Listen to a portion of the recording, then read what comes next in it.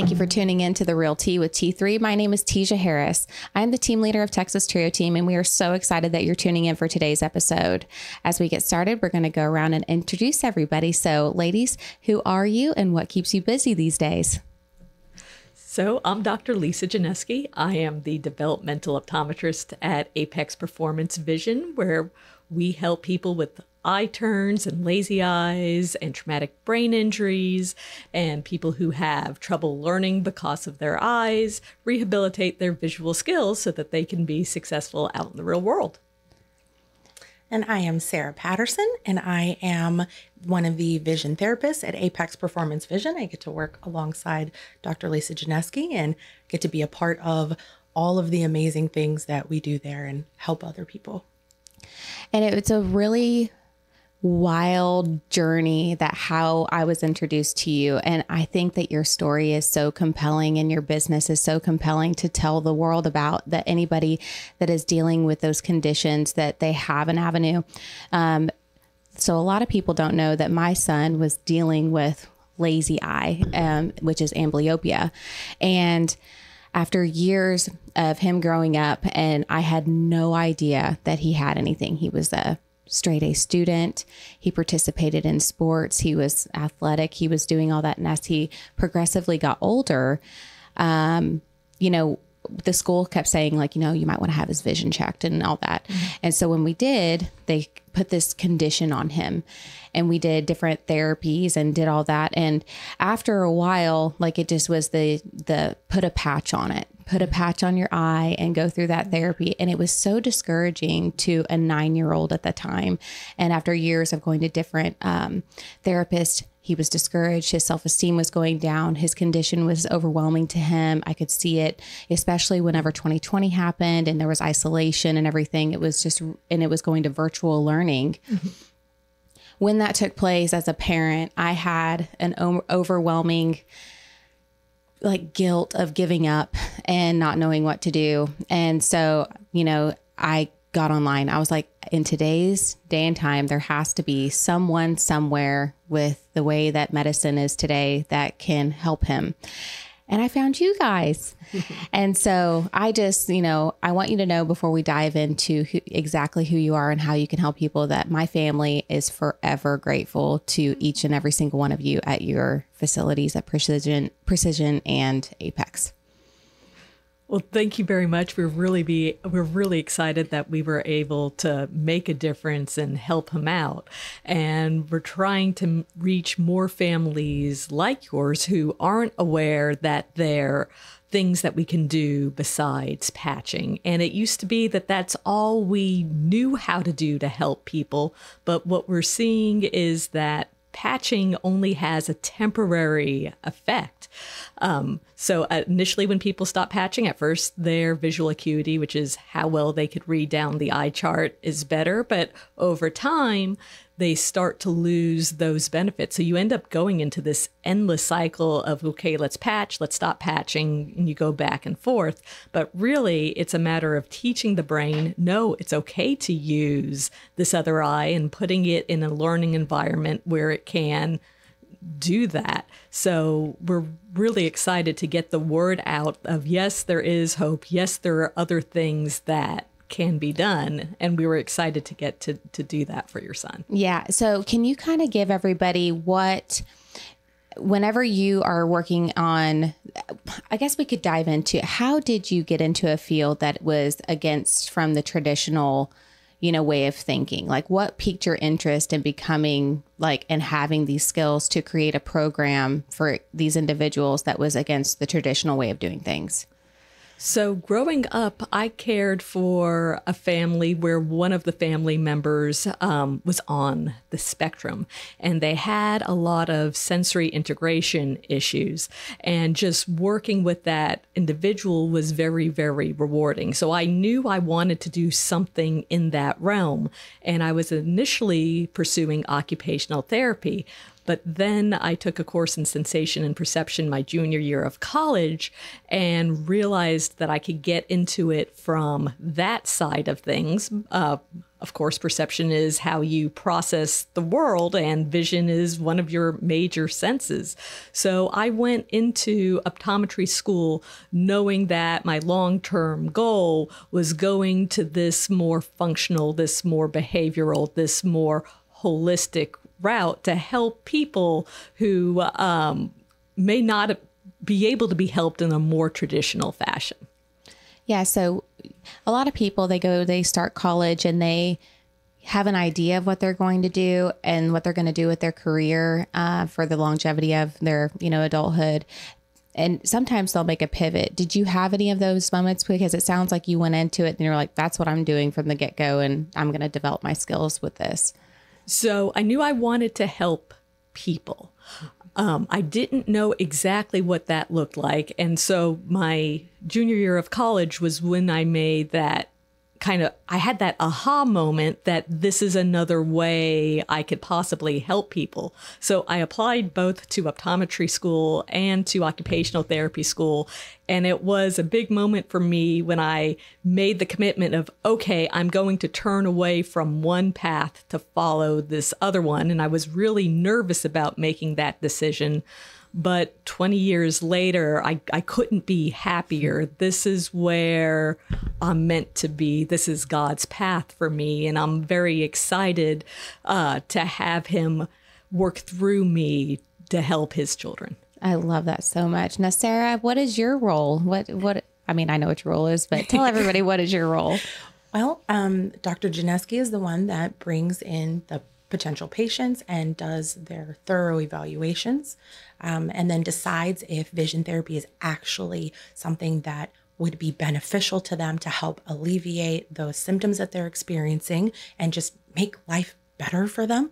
And when she does make that decision, then her and I team together and we go through all of the reports and figure out exactly what they're struggling with and get to the core of that. So unlike just patching the eye, we try to, instead of slapping a Band-Aid on it, we try to go to the exact skill that's deficient or that they're struggling with, and then make a plan for them there. And the plans vary. One of my favorite things about vision therapy is that it's not, like Dr. Janeski says, there's not a cookbook way of, okay, if the person is struggling with this, we always do A, B, C, or D. It's very individualized for that person. Because we're all created so differently, one eye struggling in this person might not look the same as somebody else's both eyes seeing double constantly, for example. So everything is so individualized, and then we set out the plan. And as plans go, sometimes you pivot a lot. Yeah. But you're learning and growing, and the patient is learning those skills. So it's not a crutch anymore. They're actually gaining that information in their visual system, in their processing system, so they can go forward and not have to think about those skills anymore. It's automatic eventually. So I know that you have such a positive influence on everybody that walks in the door when you're working with them as their therapist. Like, was there things in your life that brought you to that positive aspect every single day? Or is that something that, you had to get additional training to, when you're working with these types of individuals, to have that niche for that? Well, thank you for that. Honestly, I think it comes down to two main things. The first thing is my joy comes from Jesus. It really does. And I know sometimes that can be kind of a cheesy thing to hear, but that's really where it comes from. And I never got over being saved. So that's just the joy that people see. Now, as far as me trying to bring that to my patients, that really comes from me wanting to be the therapist that I could have used when I was younger. This field or the access to this field wasn't readily available when I was younger. And I have fantastic parents, and they did everything that they could with learning disabilities and various things. But the more I learn, the more I grow in this field, the more I'm like, wow, I see myself in that. Oh, wow, I do that too. Oh, I struggle with that as well. So I just really want to bring to the table a heart posture of, you're not broken, but we can help. And it doesn't have to be that challenging. You don't have to struggle with these various things anymore. You do have to work for it to get these things structured really well into your system. But I just want to bring that to my patients. Hey, you're here. I'm so excited you're here. Let's help. Let's work together to make life better. And I'm sure a lot of the patients that you have are, probably dealing with a lot of self-esteem issues. They're not like everybody else. And like you said, every single one of your patients are, dealing with different parts of different types of conditions, because I have lack of a better term. And so you're having to come in, like everybody has a different fingerprint. And so we're going to come in and treat everybody on an equal plane, no matter where you're at. And so do you notice that a lot of people that are dealing with traumatic brain injury or amblyopia and all these things that you are covering, that they are dealing with self-esteem issues on a regular basis? I would say that most of them are. The kids are smart. They're comparing themselves to their peers. They see when their classmates are getting things done and they're still working at it, or when something is coming easy for somebody else and they're struggling. So absolutely, we see the self-esteem issues when they're coming in. The flip side is we see the self-esteem blossom when they're coming out and they become more themselves. They're confident. They're not afraid to express their voice, because not only do they gain those visual skills, but they also gain real wins, they make real accomplishments every day during therapy. And so they have something concrete that they could say, hey, I did this. And so that, I would say, more so than the individual eye skills, is the biggest benefit we see from kids coming out of therapy.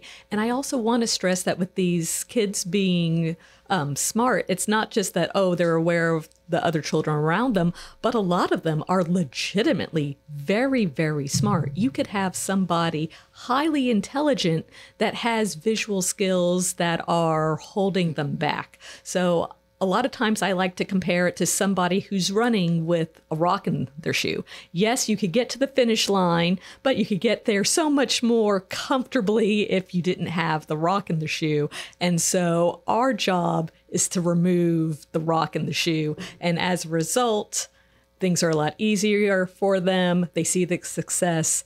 They feel better about themselves and are ready to take on more challenges. Yeah. And so that's one of the things that I think is so inspiring, is like once you're in you're in a safe environment and you're seeing the progress, I think that anybody can like come out and just have like the self-value and the self-worth to get on to the next step. But you're right. Everybody might start a therapy progress and then have like a roadblock, but then that's getting through that roadblock and getting to the next stop. But that's no different than if you were going to see like a mental health specialist or a physical health therapist or something like that. Like you're just working on a different spectrum and seeing it. And it's not just the eyes, it is also the brain functionality. Absolutely. So a lot of people have the misconception that we're training eye muscles. That's not what we're actually doing. What we're doing is we're building new neural connections and we're strengthening existing ones so that the brain can better coordinate with the eyes, and so that the visual system can better coordinate with all the other body systems, because vision leads every other body system. Your eyes take in the information, your brain forms a plan based off of what it sees, you execute the plan, and while you're executing it, your visual system is giving feedback to your brain so your brain can make adjustments as needed. And I'm sorry, I lost the train of my thought. No, you're totally fine. Totally. But basically, yes, the whole point is that it's not a bad eye muscle. It's not strength training. It's brain training. Right. And so like whenever we were talking about like patching of the eye, how, after being at your facilities and seeing the technology and the innovation that you put into place, like why isn't that something that other practitioners are utilizing? How did you come up with like such a different program that sets you apart tremendously? So there are actually people like me all over the country that are doing this kind of thing. The problem is that there's just not that much publicity. So people don't know that this is a thing, and other developmental optometrists like me are still struggling to get the word out. It really is something where it's difficult to do these kinds of therapies in a primary care setting. And when I'm saying primary care, I'm talking about your glasses and contacts and medical eye exams. So when you're in a situation where a patient's maybe being seen every 20 to 30 minutes, it's hard to sit down and work with the patient for an hour to work on these specific skills. So it's usually something where, yes, you would have to go to somebody who specializes in this niche. But people can find other people like me by going to the website www.covd.org, and you could plug in your zip code and there's a doctor finder so that you could find somebody near you who's able to help. That is so incredible. And so when you're dealing with patients, what age ranges are you typically working with? So we're comfortable with working with ages 5 and up, just because at that point they're a little bit more mature, able to sit down for a little bit longer. There are other behavioral developmental optometrists that will work with 3-year-olds, babies, and it just depends on the experience that they have with the different demographics. But for ours, we tend to be more successful with the 5 and up range. And so one of the things that, I could kick myself for was I wasn't that proactive mom, that went and did annual eye exams for my kids, like at that young. Now I know moving forward, like everybody's getting one all the time. But so when would you say like a parent or a guardian should be taking a child to get those exams to start making those, putting the map together if something is needed for their visual perception for this, and or just for if they need glasses or something like that? The American Optometric Association recommends that the very first eye exam be done at age 1 because we're looking for things like cataracts that they're born with. We're looking for diseases like retinoblastoma. We're looking for things that are going to have a major impact on their vision or their life. And then we want to bring them back at age 3, then age 5, and then yearly thereafter.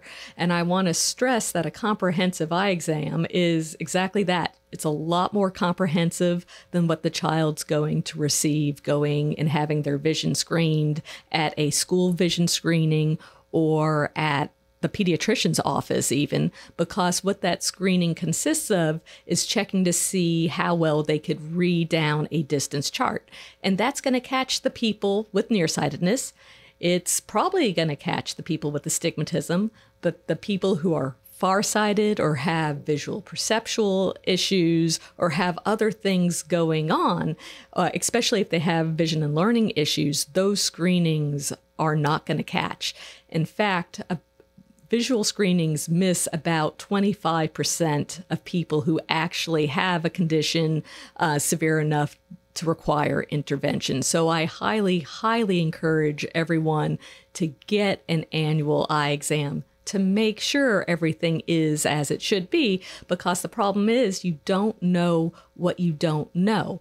And whatever your kid is currently experiencing, they consider normal. So if they are really fuzzy, but that's all they've ever seen, they have no frame of reference, so they're not going to complain. And it's not until someone goes, oh, well, you could be seeing like this, that they even realize that's an issue. So that's one of the big things I want to get out to parents is don't wait until your child complains, because there could be a significant issue, but the child doesn't know to complain. So just being proactive is super important. Other things you could look for is if the child is rubbing their eyes, or they're squinting, or they're complaining of headaches, or if they're using their finger to keep their place, if they're taking longer than you expect that they should to complete their homework, if they're flipping B's and D's and P's and Q's. All of those are signs and symptoms that something should be checked. And of course, if they have a white pupil or their eyes are running excessively or seeing goo coming out of your eyes, those are a lot more urgent that we get those looked at, because those have medical conditions attached to them. Right. And so you have like your visual clinic that, you know, does the eye exams, but this is completely separate. So if anybody was wanting to reach out to you in the Bryan College Station area or something like that, you know, there is a process, a procedure in order to get to this point. And so tell us about your other clinic.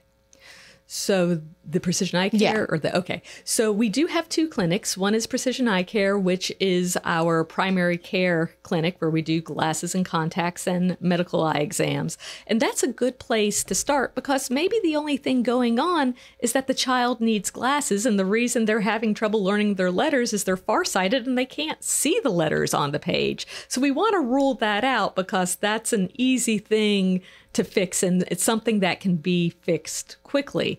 But if they are already in their most accurate, most recent prescription, and they're still struggling, that's the point where we send them to Apex Performance Vision, where the Precision Eye Care Clinic is going to evaluate them to see what their prescription is and make sure that their eyes are healthy. And we'll screen there for binocular vision disorders, and that's how well the eyes are looking together. But if we see something that we don't like in that department, then we'll go ahead and refer to our Apex Performance Vision Clinic, where we go and take a deep dive into how well is the patient focusing and relaxing focus, how smoothly and accurately and efficiently are they moving their eye muscles, how well are the two eyes working together, and beyond that, how is the brain processing what it sees? Because there's actually 17 different visual skills that are involved in learning, and primary care just hits the tip of the iceberg, versus Apex Performance Vision really dives into those other visual skills that can determine how well someone's going to perform in academics and just even in day-to-day life. Yeah, absolutely. And so I'm sure sometimes like these, you know, whether it be self-esteem or it may just be the frustration and like just the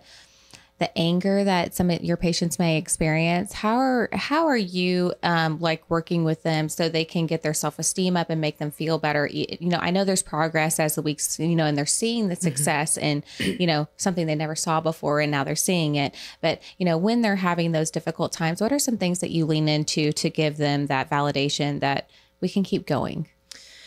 You know, I think that's a great question, because we all bump up against roadblocks sometimes, and learning how to deal with those is super important, but it's always a challenge, even if we look at ourselves. So I think for me, if I have a patient that is hitting a roadblock, or maybe they're just not having the best day when they come in, of course, I try to lead with joy and happiness, but sometimes they really need that sympathetic ear. So, okay, let's talk about your day. You can talk about it, but we're going to do this activity at the same time, you know, and sometimes just reminding them, okay, so today you were extra stressed out, you were extra tired, your eyes were wiped out when you got here. So maybe the statistics of the actual activity wasn't quite as successful as it has been before, but look what you've already accomplished. I try to really, really celebrate the little milestones, because little pebbles stacked up can make a tower. So I really try to remind them, hey, I know today it looks like this, but you've done this before and you're going to get there again. Or this is not the end of the world. You're going to be amazing. You've already come so far. So I definitely try to shine light on where they started and what it looks like now. So reminding us, sometimes when things get easier, it's really easy to forget how hard it used to be. So I try to remind them, hey, when you first came in, the letters that you could see were this big. And now, even though you're having a hard time, you can see them this big. And it really triggers, okay, you really get, that's true. You're right. So just reminding them that they're making progress. Yeah. And, I'm curious too, as, like the 5 languages of love. And so like words of affirmation, gifts and things like that. Is that kind of mentality something that you kind of go into like when you're working with each of your patients as to like how they're going to be accepting of their success? It is something that you have to learn and navigate. So maybe the first time we meet a patient or I meet a patient, I do try to spend some time getting on the same page and learning how they communicate and how I communicate to them. Some need things to be very, very detailed, very, very specific, and that's how they accept the information. And then other patients are very, we're doing this activity today. Cool. I know how to do this. Let's go through it. So it really is. I don't think I've specifically done that on purpose. The Practice of the Love Languages, great book, by the way. But I think it really does come into play when you're dealing with people. And that's what we're doing all day, is dealing with people from all walks of life through they're doing and dealing with lots of different things, and just trying to meet them where they are and create that environment in which they can be successful, but they can also be challenged. So we want to challenge them, but we also want them to be successful. So the challenge is going up, but the success rate is going up as well. We don't want to create an environment in which something is way too challenging and they're failing, because that's so depleting to even us. So I would say, yes, we try to market it and create it for that individual person. And so whenever you're in those circumstances, some people think of therapy as just like maybe talking about it. And obviously that's not what you guys are doing. Right. Like you're throwing in fun games, like the light games, and then you're, having them explore things that they probably not had the opportunity to do before. So what is one of your favorite go-tos like with your patients of like, it's fun and they're learning so much while they're doing it? Oh my gosh, that's such a loaded question. We get to have all the fun with all of the toys and all of the activities. I would say one that I had a blast with yesterday was what we call a pursuit activity. So your eye has basic eye movements. It needs to be able to fixate, which is just looking at one point, holding your eye there. You also need to be able to have saccadic jumps, which is little tiny jumps that our eyes do when they're reading. And then you also have pursuit movements, which are smooth movements, which we use, for example, when we're watching a car. You're just tracking it smoothly. So we were doing a pursuit activity, and I had a big round ring, and I attached it to the string, and it's suspended from the ceiling, and I grabbed it and had it swing like a pendulum. And the patient was patched with one eyeball, so one eye can try it, and then you switch and let the other eye try it, not turning off one eye, but letting one try the skill and then the other try the skill. A few feet back and swing, and the patient's goal is to be able to watch that smoothly move and toss a beanbag through it. And so much fun was had. And it's something like that. If someone were to peek in the window, they might think, oh, they're just playing games. Why, yes, we are playing games. But the fun thing about that is that that's how we were designed to learn and grow as children, as people, as adolescents, as adults, is through movement and play. So even though it's a ring and we're throwing it, the patient's having to track smoothly that object because they want to get the beanbag through that hole, and they're not going to be able to do it if the ring is here and their eyes are jumping over this direction. So it was a ton of fun, and there's so many more that we like to play with because they're learning at the same time. And you're probably seeing the progress each and every single week, and then you're having the check-ins. Like you may be there and you might see that activity and you're like, giving her a thumbs up on the side, but it's like maybe once a quarter or every couple of months, you're looking at your patients and seeing that. So I just want to know, like, how does it make you feel like when someone comes in at the very beginning and then the day of graduation, like, can you encompass how that makes you when you leave the day? It's a big deal. And it makes me feel, just super, it gives me the warm fuzzies to just see someone that started, at point A, just progress and gain confidence and be able to do things easily that they were struggling with. So I heard a quote, and I don't remember who said it, but it's, if you like your work, you never work a day in your life. And that is absolutely true. I love my work because I can see the difference that I'm making in somebody else's life. And I can see that that they're reaching their potential. And I know that that's going to have ripples far out from just having the core eye skills, that it's going to ripple out beyond them succeeding academically. And that we've basically taken away the obstacles, and then they can do whatever is thrown ahead of them. So it makes me feel great. And that's what drives me coming in every day, is just, okay, what are we going to get to do for this person now? How did they beat their best score last time? And just seeing them open up. So it's just, it's one of the most rewarding experiences that I could describe. That's incredible. And so what about you, Sarah? Yes and amen. Everything that she just said. I completely agree. Being able to, you've got a plan and you work with the patient, and then you see things happen, and day in and day out the science behind this, and that God created the science that makes this work. But then when you get to the end, you're just like, wow, look back how far they've come, and remembering the ups and downs, remembering maybe a much more challenging day, or remembering, oh my gosh, you used to not be able to do this. Your eyes didn't put that image together before, and now look at you. You can do anything. And just reminding them, you can do all things through Christ. And this is amazing. And just taking the shackles off and just seeing them accomplish better and better things is I agree. It's where I'm supposed to be. It's what I'm supposed to be doing. And it's beyond exciting.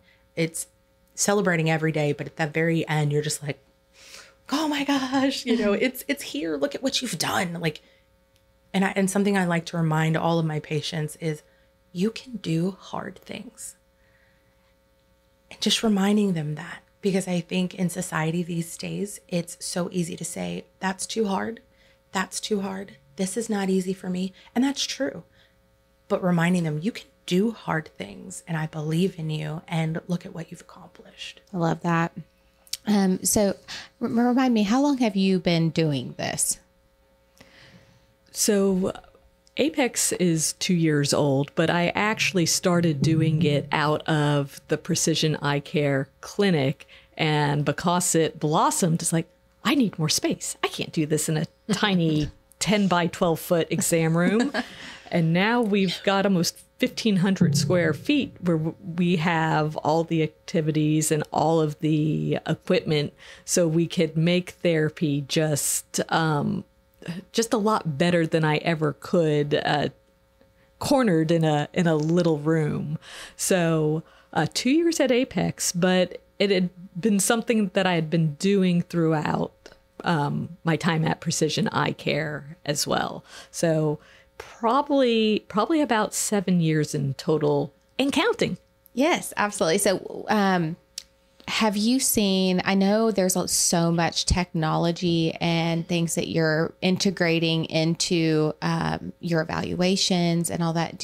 Have you seen a significant growth and expansion whenever it comes to software systems and programs that are available to do evaluations?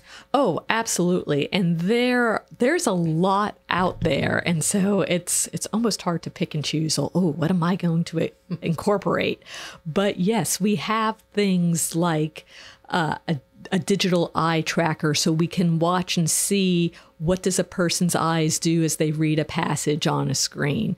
We have a balance board, so we could see, do they get off balance when they move their eyes? And so we have some very high-tech pieces of equipment, and we also use some very low-tech pieces of equipment as well. So, it could be as simple as having somebody look at a bead on a string and having them describe what they experience so that I could find out, are they looking where they think they're looking? But in terms of, the technology out there, it's really the sky's the limit. There are virtual reality things out there. So there is a lot. And I need the virtual reality homework assignments. Right. Yeah. Anything that we could gamify goes over really, really well with the with the kids. Is that something new? What do you think, the past decade that's really been something, or do you think that's just always been the way since like Nintendos were out, that games were just most attractive to kids? Oh, I'm pretty sure that if you could find a way to gamify it, that has probably always been attractive to kids. But like the virtual reality stuff, that's been out for at least 5 years, and it's just a matter of.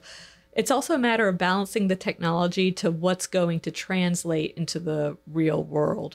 We like to use a lot of equipment that allows the person to act in free space so that we can work at different distances away from them instead of everything being right up in front of them, which is why we haven't moved to the virtual reality equipment. But yes, there's all kinds of things out there.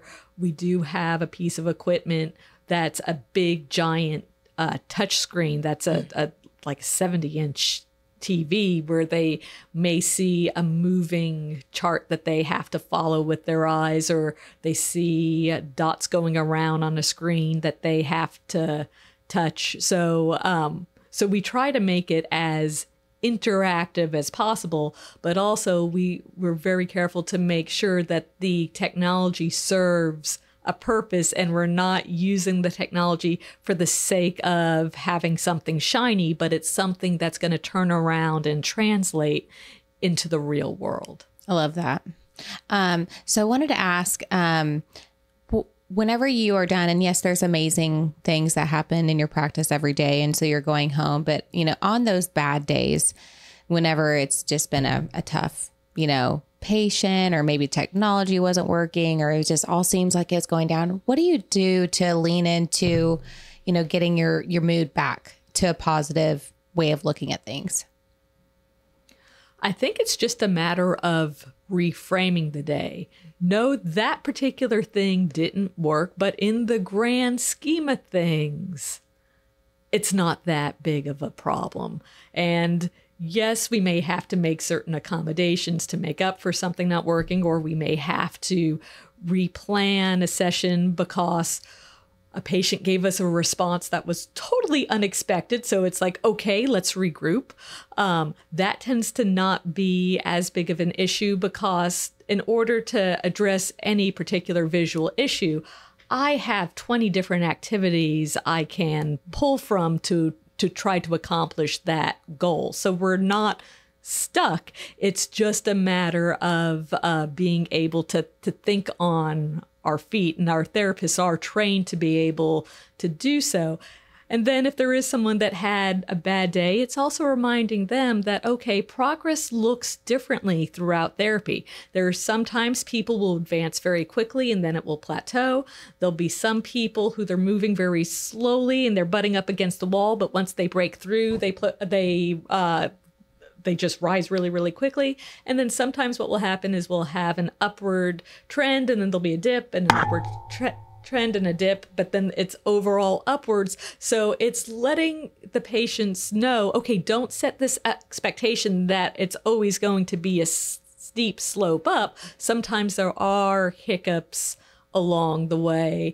And when we do have a challenge that we're facing, going, okay, yes, we have this challenge, but look at how far we've come.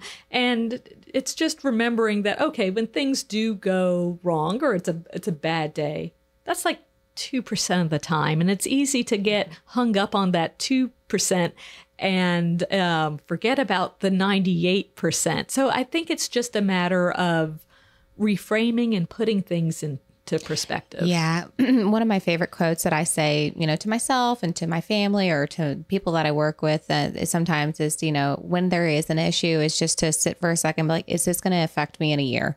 Is this going to affect me in 5, 10 years? And if it's not, let it go, So it's very similar to kind of what you're saying. And so what are some of your favorite things to do to just digress and have self-care for yourself? I am a newlywed. I got married in March, and so I love hanging out with my husband. We love to go jeeping, which is a fun thing that I had never done until I met him, but that's a ton of fun, and camping. And then if I'm just at home, I really like to zone out with my Christian music in the background and just play with my house plants and have my devotion time. And I just really like enjoying being at home too sometimes. Yeah. What about you, Dr. J? So I have a large family. I have 6 kiddos. So there's always something going on at home. So it's fun to get to see things through the kids' eyes, see what they get excited about, have a family night, play board games, do a movie night together, go to an Aggie football game together. So just getting to share everybody's excitement's a lot of fun. I also really enjoy reading in those, few moments of quiet at the end of the evening. So sometimes that happens, sometimes it doesn't. And just getting to just discuss the day with my husband and talk about, the hopes and dreams for the future and things that we're looking forward to share together. But yes, very much in the same vein, spending time with family. I love that so much. And so it's one of those things that sometimes people, they are in a career where, they like what they do, but it doesn't give them full fulfillment. But then when they have that time with family or friends or whatever, it, gives them a sense of joy. But it sounds to me like you guys absolutely love what you do for a career. And then you absolutely love going home and having those treasured moments with those people in your life. So there's not necessarily a work-life balance of, stressors and things like that. So, is it ever hard to, like, you love them both to put that time equally with each other? Or is it just, what does that look like? So to be quite honest, it is never equal. There are seasons where it's like, okay, sometimes there's a lot going on at home and I need to put the family first. And yes, I know I need to get this other thing done for work, but it's going to need to wait. And there's some times where it's like, okay, we got to get these people trained. We've got these reports to write. We have all of this. My husband is wonderful. He will make time for me to get things done so that when I am home, I can be focused on the family. But that is a thing where work-life balance is very difficult. And I think it's probably setting people up for failure to think that it has to be exactly 50-50. Know that sometimes it's going to be 75-25 this direction. Sometimes it's going to be 75-25 the other direction. And accept that that's okay. But I would highly like to encourage other women out there to know you can have it all. You can have a family. You can have work that matters. No, don't stress about, are you exactly splitting your time equally? But I think if you are in good communication with your spouse and your family, I think I strongly believe that you could be successful in both. It's just about keeping that communication open. Yeah, absolutely. How about you? Well, I don't have children. But still, do you have a personal life? Yes. My work-life balance is so different. And I think very uniquely being a vision therapist at Apex Performance Vision and having the boss and the family behind what we do there is the hugest blessing. It's absolutely powerful knowing that when I'm going to work, I want to be there. The alarm goes off in the morning, and no, I don't like getting out of the bed, but I know that what I'm going to is fulfilling, and I'm helping people, and it's making a difference. And you're getting to be the hands and feet of Jesus when you're helping other people. And it's absolutely amazing. I told Dr. J a few times when I first started working there were so many days during the training process where I was mentally just taking it all in and exhausted, but it was just to the point of gratefulness, to the point of tears, where I'm just like, thank you, Jesus, that I get to be here, that I get to do this, that I get to be a part of what's happening here. And that hasn't faded. And I don't think it will, because if you go into it with a heart of gratitude and humility, like, look, we're doing something that matters. It's just so impactful to me. And going home every day and being like, yay, I did it, and then turning around the next day and being able to help, the new vision therapist learn and really gain a heart for not only helping people, but the science behind what we're doing and being able to just bring that in. It's fantastic. And for me, I feel like at this point in my life, the balance is an easy scale, because I'm madly in love with my new husband, and we have an amazing church family that we do life with and we interact with, and we love that. And then I love the girls at work, and they're amazing, and we do life together too. So it meshes beautifully together. Yeah, it makes an amazing tapestry, like, of what you're waking up to and fulfilling every day. So I want to ask you, as a business owner, and did it take a while you had your vision of what you were trying to create and to build in the community and to help people each and every single day? Did it take a long time to create, or what kind of went into it? Was it like business planning or just, visualizing? What was it did it take a long time to create what you had and to have the people that are there working with you? Yes, and it's a constant work in progress, because we're always trying to make things better.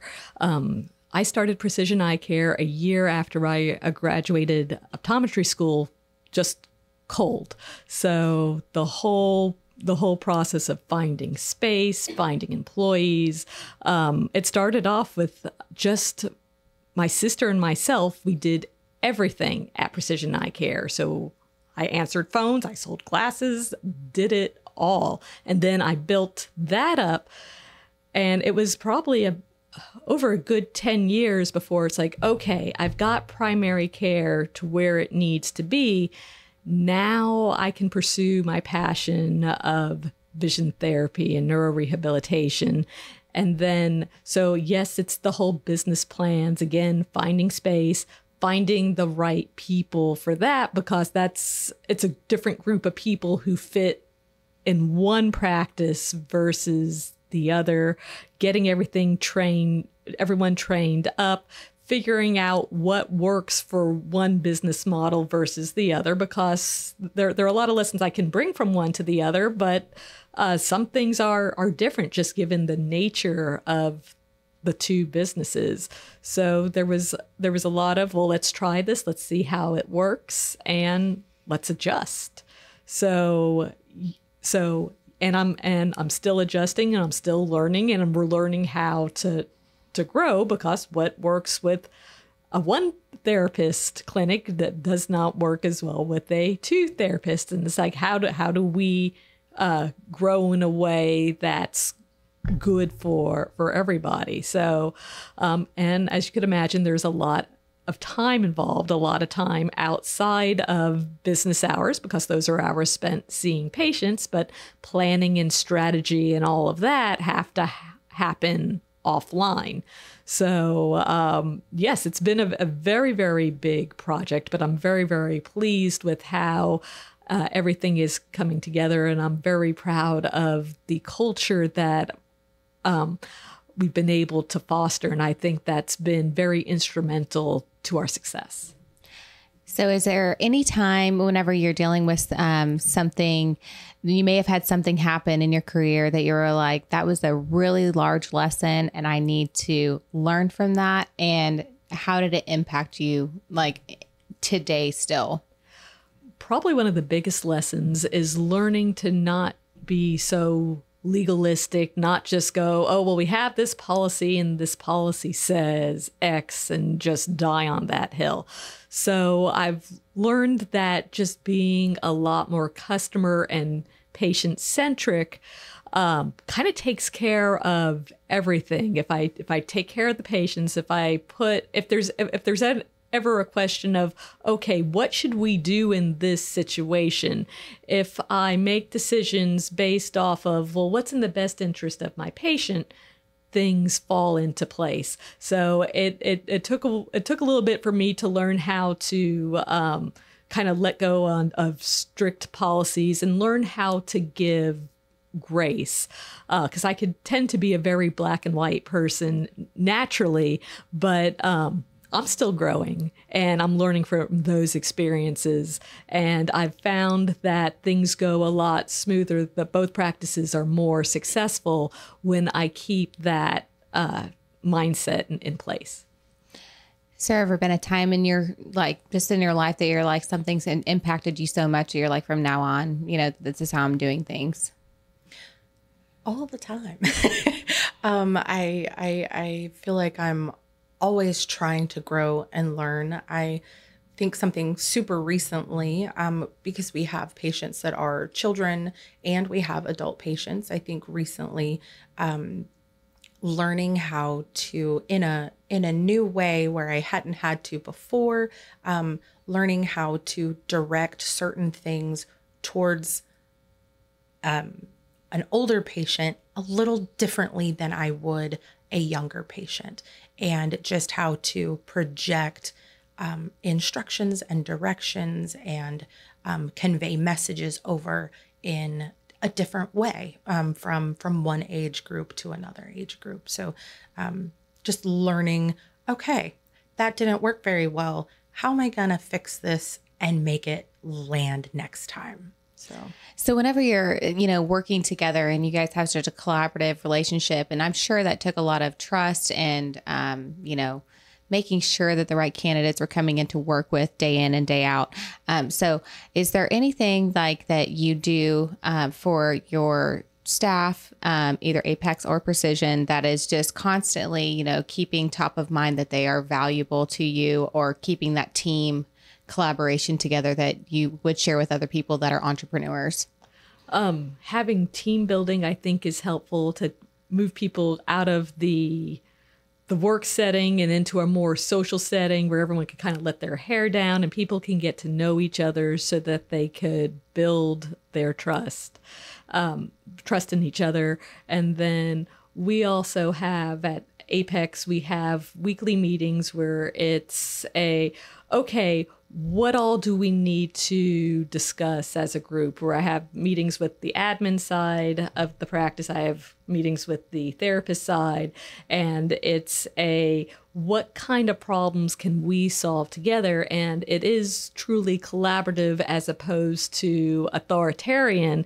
It's everybody has a voice and I think feels comfortable voicing and safe voicing their opinion and knowing that they're going to be heard and not just shut down. And a lot of it is just hiring the right people to begin with makes just a world of difference. Does it take a long time to find, is there like a process that you have to go through to make sure that you're like, you know, because I think when somebody first meets, they're probably nervous. But then is there like something that triggers that you're like, this is the person, this is the one we can trust? Yes, it's more about having conversations with the person. So, of course, there's the initial getting the resume. It's your normal interview questions just to kind of do a first level lead. Can you follow instructions? that kind of thing, yes. But then it's just talking with the person and also asking them about them. What do you do for fun? Or asking them, okay, well, how do you handle these situations where it's not yes, no, where it's that they have to elaborate on something. So you could kind of see what their thought process looks like and get a feel for their personality. Like for the therapist positions, I think the interviews were like an hour long. Yes. It might have been more. A long time. Just because we had to make sure that the people match the culture that I was looking to grow. Yeah, and they're dealing with patients, on an hour basis, probably every week, and so can they keep up to it? Yeah. Exactly. And then there's training and there's quizzes, and so there's a lot. Yeah. So it's just being very, very engaged with the staff that you're bringing in. Yeah, because it's a huge difference. Yeah, and it's like a very intimate setting of just you're working together on so many aspects, on so many levels with each individual patient you have. So I get that. So where do you see yourselves in the next 2 to 5 years? In a larger facility with multiple therapists, just helping as many people as humanly possible. I'm so excited. I want us to grow. I want Apex to expand, and I hope Dr. J thinks the same thing. Yes, actually, so just jumped into it, but I'm so hopeful for our future. But yes, exactly that. I would like to outgrow our space. I'd like to have multiple therapists seeing patients at once. I'd like to have like big graduation ceremonies for our patients. That would be so much fun. Just getting the word out, making the other local doctors and psychologists and lawyers and community just aware that we're here and that we can help, because there's a lot of people looking for help but just don't know where to turn. So getting that word of mouth out there and just being able to help a lot of people, and hopefully have previous patients refer others to us because they know how much we've helped from firsthand experience. So I'm hoping to help enough people that really ends up being a way that we can help more. Absolutely. And so do you have any final thoughts or something that just is always on your mind that you're like, I know you're still trying to get the word out as many people as you can, but is there anything that you'd just like to share to, keep parents or people informed of how you can help? The biggest thing is to please not assume that if your child could read the 20/20 line, everything is perfect. Because again, that's just one visual skill, and there's 16 others that affect learning. There are a lot of visual conditions that share the same symptoms as ADHD and even dyslexia. So if you're seeing those kinds of symptoms, let's do an evaluation and find out if the eyes are the culprit, because you really want to address the root cause so that you can see positive changes going forward. So just again, if there's something that doesn't seem quite right, keep the eyes in mind, because again, the eyes lead everything else. Absolutely. Any final thoughts that you would like to share? You want anybody to know if they were watching? I would say final thought would be that if you need help and it's something that we can help with, you will be helped. You won't be turned away or looked down on. That if you have an eye that turns out or inward, you're not going to feel like a leper when you're around us. We know that there are things that we can do to help and change things. So you're not alone. So many people have deficiencies or things that just aren't working exactly the way they should, and it's not your fault, and we can help. I love this so much. So if someone wanted to reach out to you, they think maybe, this is something that might work for me and my family, how can they reach out to you and find out more information? So they can call us at 979-541-2739, or they could visit our website, www.apex.vision. And we have a lot of information on our website. Absolutely. Well, thank you so much for tuning in. We hope that you got such a valuable insight into how Apex and Precision can help you. You can always reach us at texastrioteam.com. So keep living your best life.